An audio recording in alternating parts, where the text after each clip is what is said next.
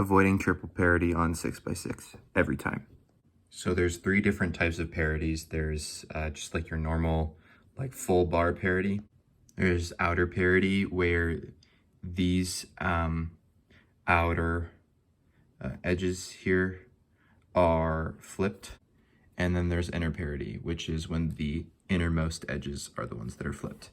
Now, most people know the algorithms for the full bar parity and the outer parity because they're just altered versions of each other. However, for inner parity, most people default to just doing one of these algorithms first and then the other second, and that will solve inner parity, but it's not as efficient as just using one algorithm. So again, this is what inner parity looks like. And once again, you can tell that it is inner parity because the innermost edges are the ones that are flipped. The name kind of sums the case up.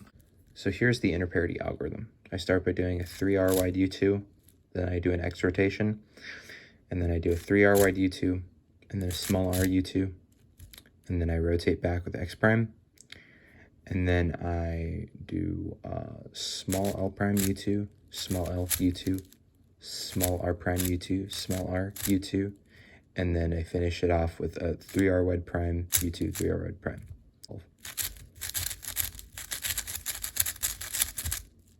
All right, so now for applications to this technique.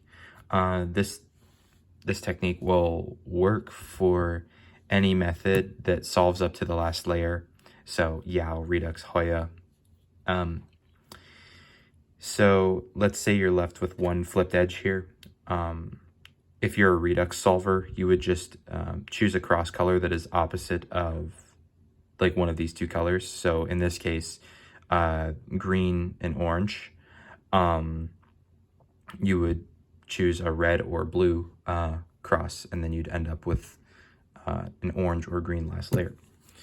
But if you're a Yao or Hoya solver, where you're going to end up with a cross on the bottom when you finish edges, you can do a slice flip slice in order to give yourself a color that is opposite of your cross color. In this case, if I were to slice flip slice this edge that has yellow on it, I would have a yellow green flipped edge, and then I would be able to solve it to the last layer.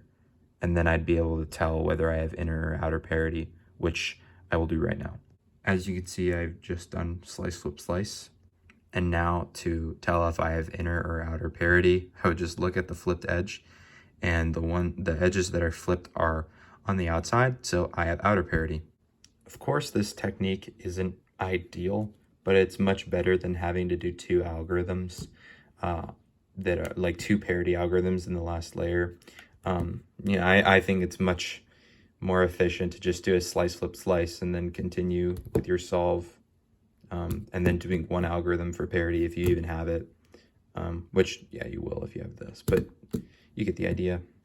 Anyways, this is just a video on how to avoid triple parity. It's really helped me in a lot of my solves, and I hope it helps you too. So thanks for watching.